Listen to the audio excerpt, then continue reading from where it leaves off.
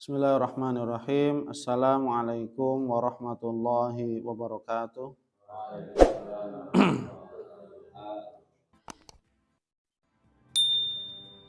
Alhamdulillahirabbil alamin wassalatu wassalamu ala asyrafil anbiya'i wal mursalin wa ala alihi wa ashabihi wa man ihtada bihadihi wastanna bisunnatihi ila yaumiddin, amma ba'd. Mari kita awali majelis ilmu ini dan baca doa thalabul ilmi. Bismillahirrahmanirrahim. Rabbi zidni ilma. Allahumma anfa'ni bima 'allamtani wa 'allimni ma yanfa'uni warzuqni ilman yanfa'uni. Amin. Alhamdulillah, insyaallah kita akan melanjutkan pembahasan ba'da subuh hari Sabtu ini tentang prinsip-prinsip dasar Islam. Alhamdulillah kita masih membahas tentang rukun Islam, masih berkaitan tentang syahadat asyhadu anna Muhammadar Rasulullah, yaitu konsekuensi daripada kita telah menyatakan asyhadu alla ilaha illallah wa asyhadu anna Muhammadar Rasulullah. Nah, adapun konsekuensi syahadat yang kedua yaitu asyhadu anna Muhammadar Rasulullah. Yang pertama, kita senantiasa mentaati segala apa-apa yang beliau perintahkan. Ta'atuhu fima amar. Kemudian yang kedua, konsekuensi setelah kita menyatakan syahadat kepada Nabi yaitu tasdiquhu fima akhbar. Yaitu kita senantiasa membenarkan dan meyakini segala apa yang beliau sampaikan, yang beliau kabarkan, yang beliau beritakan, meskipun apa yang beliau sampaikan tidak masuk akal. Tapi kita harus tetap mengimani dan meyakini, membenarkan di hadapan manusia, bahwasanya Isra Mi'raj adalah hak, bahwasanya azab kubur, nikmat kubur itu adalah hak, kebenaran, dan seterusnya. Kemudian yang ketiga, konsekuensi berikutnya yang ketiga adalah ijtinabu ma naha anhu wa zajar, yaitu senantiasa menjauhkan diri dari apa-apa yang beliau larang. Hal-hal yang Rasulullah SAW larang, maka kita wajib menjauhi sejauh-jauhnya. Kemudian yang keempat, konsekuensi setelah kita menyatakan syahadat kepada Nabi kita, alla yu'badallah illa bima syara'a, yaitu tidaklah kita beribadah kepada Allah kecuali dengan cara yang telah disyariatkan. Tidaklah kita beribadah kepada Allah kecuali dengan apa yang diperintahkan oleh Nabi, apa yang dicontohkan diperbuat oleh Nabi, dan apa saja yang ditetapkan oleh Nabi kita yang mulia Muhammad sallallahu alaihi wasallam. Maka hendaknya bagi kita menjauhi amalan-amalan yang tidak ada perintahnya, yang tidak ada contoh perbuatannya dari Nabi, yang tidak ada ketetapannya dari Nabi Muhammad sallallahu alaihi wasallam. Nah, sekarang kita lanjut, konsekuensi yang kelima adalah taqdimuhu atau taqdimu qaulihi sallallahu alaihi wasallam ala qauli ahadin wal amalu bisunnatihi. Konsekuensi yang kelima setelah kita menyatakan asyhadu anna Muhammadar Rasulullah adalah apa? Taqdimu qaulihi sallallahu alaihi wasallam, yaitu senantiasa mendahulukan perkataan Nabi Muhammad sallallahu alaihi wasallam dari perkataan orang lain. Senantiasa mendahulukan perkataan Nabi Muhammad atau mendahulukan hadis dari perkataan yang lain. Entah itu para ulama, entah itu pendapatnya kiai, entah itu pendapatnya ajengannya, entah itu pendapat habibnya, entah itu pendapat tokohnya. Kalau pendapat-pendapat mereka, perkataan-perkataan mereka menyelisihi hadis sunnah Rasulullah Shallallahu Alaihi Wasallam, maka tertolak. Maka kita harus apa? Mendahulukan perkataan Nabi kita yang mulia Muhammad Shallallahu Alaihi Wasallam dari seluruh perkataan siapapun. Ya, dari seluruh perkataan siapapun manusia. Ya, wal amalu bisunnatihi, dan beramal dengan sunnahnya, beramal sesuai dengan petunjuk, beramal sesuai dengan contoh perbuatan dan ketetapan dari Nabi Muhammad Sallallahu Alaihi Wasallam. Artinya kita sebagai seorang Muslim yang beriman kepada Allah, setelah menyatakan syahadat asyhadu anna Muhammadar Rasulullah, menjadikan Nabi Muhammad satu-satunya sumber petunjuk. Ya, menjadikan Nabi Muhammad satu-satunya sumber petunjuk dalam kita beribadah kepada Allah. Ya, maka tujuan Allah mengutus Nabi Muhammad adalah sebagai penjelas, penyampai. Oh, ini yang hak, ini yang batil. Ini tata cara ibadah yang Allah inginkan, ini tata cara ibadah yang tidak Allah inginkan.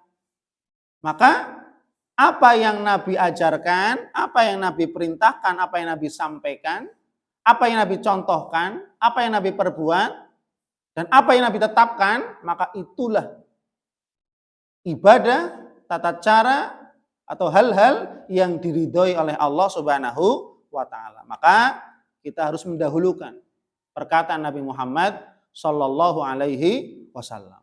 Ya, sebagaimana Allah Subhanahu wa Ta'ala berfirman dalam surat Al-Hujurat ayat 1 dan 2, ya ayyuhalladzina amanu la tuqaddimu baina yadayillahi wa rasulih wattaqullah innallaha sami'un alim. Wahai orang-orang yang beriman, la tuqaddimu baina yadayillah wa rasulih, janganlah kamu sekali-kali mendahului Allah dan Rasulnya. Allah dan Rasulnya tidak memerintahkan, mengerjakan. Allah dan Rasulnya tidak pernah memberikan petunjuk, malah mengerjakan amalan. Maka ini namanya mendahului perkataan Allah dan Rasulnya. Ya, jangan sampai kita mendahului petunjuk Allah dan Rasulnya. Berarti apa? Ini orang sok tahu. Ya, ini orang sok tahu.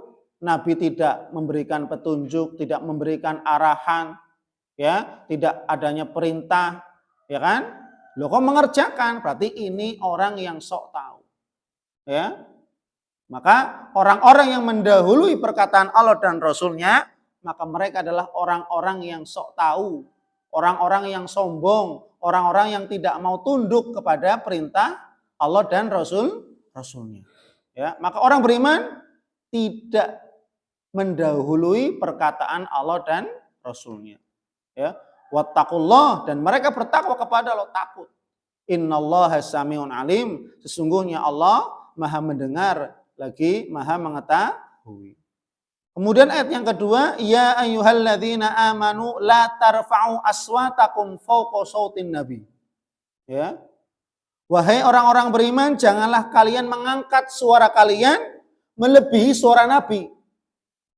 Ini menunjukkan dua ayat ini Allah mengajarkan kepada kita hambanya harus mempunyai adab kepada Allah dan adab kepada Rasulullah. Yang pertama adabnya apa? Tidak boleh mendahului perkataan Allah dan Rasulnya.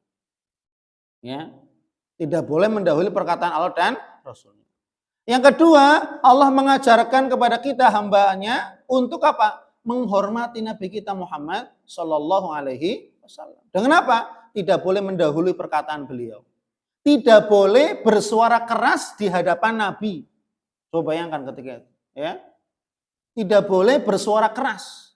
Ya, di hadapan Nabi Muhammad Sallallahu Alaihi Wasallam. Harus dengan suara yang lemah lembut. Tidak boleh ada teriakan-teriakan di hadapan Nabi Muhammad sallallahu alaihi wasallam.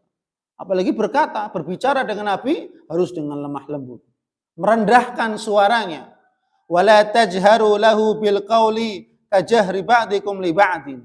Dan janganlah kalian mengeraskan suara kepada Nabi sebagaimana kalian mengeraskan suara kalian terhadap sesama kalian. Enggak boleh. Kalau kita kan sering teriak-teriak manggil, ya. Tapi ketika manggil Nabi Muhammad tidak boleh teriak-teriak. Tidak boleh mengeraskan suaranya, ya.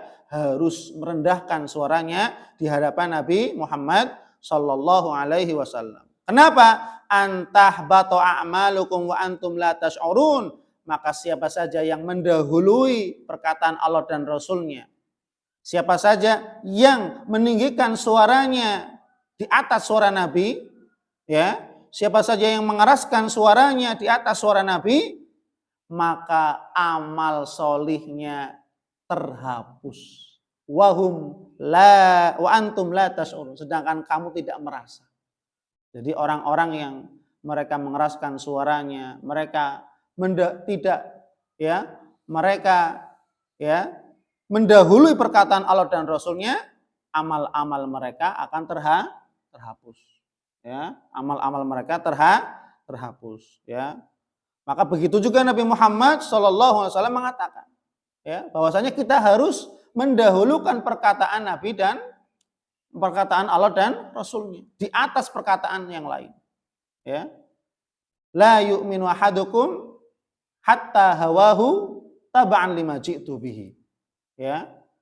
Tidak sempurna iman kalian, salah seorang di antara kalian, sampai hawa nafsunya tunduk patuh kepada apa yang aku bawa. Ya, artinya kita seleranya ini, ya, tapi Nabi melarang. Maka apa? Ya harus kita ikuti perkataan Nabi Muhammad sallallahu alaihi wasallam. Maka jangan sampai kita mengkultuskan manusia. Ya, mengkultuskan manusia, ulama, ya. Bagaimana para habaib dikultuskan, ya. Kita lihat bagaimana adab para imam madhab, ya. Imam Abu Hanifah, Imam Malik, Imam Syafi'i dan Imam Ahmad. Ketika mereka memberikan nasihat untuk apa? Senantiasa mendahulukan perkataan Allah dan Rasulnya. Ya, senantiasa mendahulukan perkataan Allah dan Rasulnya. Ya, maka dalam bab ini kan konsekuensi tentang syahadat kepada Nabi. Maka apa? Senantiasa mendahulukan perkataan Nabi Muhammad sallallahu alaihi wasallam. Imam Abu Hanifah mengatakan, "Idza shahhal hadits fa huwa madhhabi." Apabila hadisnya sahih, maka itulah pendapatku. Artinya apa? Pendapatnya Imam Abu Hanifah yang tidak sesuai dengan sunnah Nabi, tidak sesuai dengan hadis, maka tinggalkan. Berarti apa? Imam Abu Hanifah merasa jangan sampai saya itu dikultuskan seperti nabi-nabi. Ya. Kemudian beliau juga mengatakan, "Idza qultu qaulan yukhalifu kitaballah wa khabarar Rasul sallallahu alaihi wasallam fatruku qauli." Oh, ya. Apabila aku mengatakan sebuah perkataan yang menyelisihi kitab Allah, Al-Quran, dan sunnah Rasulullah SAW, fatruku qauli, maka tinggalkanlah perkataanku. Oh, tinggalkanlah perkataan. Artinya apa? Imam Abu Hanifah tidak menjadikan keulamaannya yang besar menjadi ini harus taat sama saya. Kalau nggak taat, enggak. Ya, sangat tawadu, sangat mendahulukan perkataan Nabi Shallallahu Alaihi Wasallam. Ya, jangan mentang-mentang dia ulama, kiai, harus diikuti segala perkataan. Tidak, karena yang namanya manusia selain Nabi bisa benar, bisa salah, bisa terjatuh dalam kesalahan, bisa di atas kebenaran. Ya, kemudian Imam Malik, ya, rahimahullah, beliau juga mengatakan, innama ana basyarun. Ini Imam Malik coba, ya, Imam Ahlus Sunnah, ya. Sesungguhnya aku hanyalah manusia biasa. Basyarun, manusia biasa seperti kalian. Ukhti wa usib. Aku bisa salah, aku bisa juga benar. Fanzuru fi ra'yi. Maka perhatikanlah, lihatlah seluruh pendapatku, gitu ya. Fakullu ma wafaqal kitab was sunnah fakhudhu. Maka apabila setiap pendapatku sesuai dengan Al-Quran dan Sunnah, fakhudhu, maka ambillah. Maka ambillah. Wa kullu ma lam yuwafiq Al-Kitab wa Sunnah fatruku. Dan setiap pendapatku yang menyelisihi Al-Quran dan Sunnah, maka tinggalkanlah. Maka begitu juga sama. Imam Malik, ya rahimahullah, beliau tidak mengkultuskan dirinya di hadapan murid-muridnya yang banyak.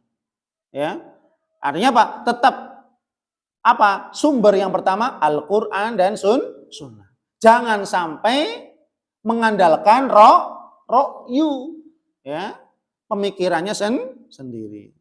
Kemudian, ya, Imam Asy-Syafi'i rahimahullah juga beliau mengatakan, "Idza wajadtum fi kitabi khilafa sunnati Rasulillah sallallahu alaihi wasallam, faqulu bi sunnati Rasulillah sallallahu alaihi wasallam. Wada'u ma qultu." Apabila kalian mendapati, ya, bahwasanya di dalam kitab-kitabku itu perkataan-perkataan yang menyelisihi sunnah Rasulullah SAW, maka katakanlah, maka kembalilah kepada hadis atau perkataan Nabi. Wada'u ma qultu, dan tinggalkanlah perkataanku. Kemudian beliau juga mengatakan, kullu haditsin anin Nabi sallallahu alaihi wasallam fahuwa qauli. Ya, seluruh hadis atau perkataan Nabi yang sahih, maka itu adalah perkataanku. Itulah pendapatku. Wa illam tasma'u minni, meskipun kamu tidak pernah mendengarkan dariku. Artinya apa? Ya tadi, senantiasa Imam Syafi'i mendahulukan perkataan Nabi Muhammad sallallahu alaihi wasallam. Kemudian juga Imam Ahmad bin Hanbal, beliau mengatakan, la tuqalliduni, janganlah kalian taklid mengikutiku, ya. Wala tuqallid Malikan, dan janganlah kalian hanya mengikuti Imam Malik. Wala Syafi'i, dan janganlah kalian taklid kepada Imam Syafi'i.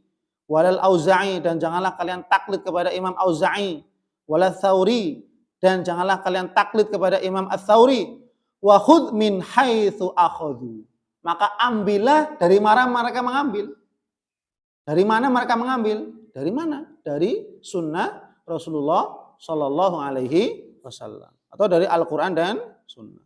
Man radda hadits Rasulullah sallallahu alaihi wasallam, ya, fahuwa ala syafa halakatin.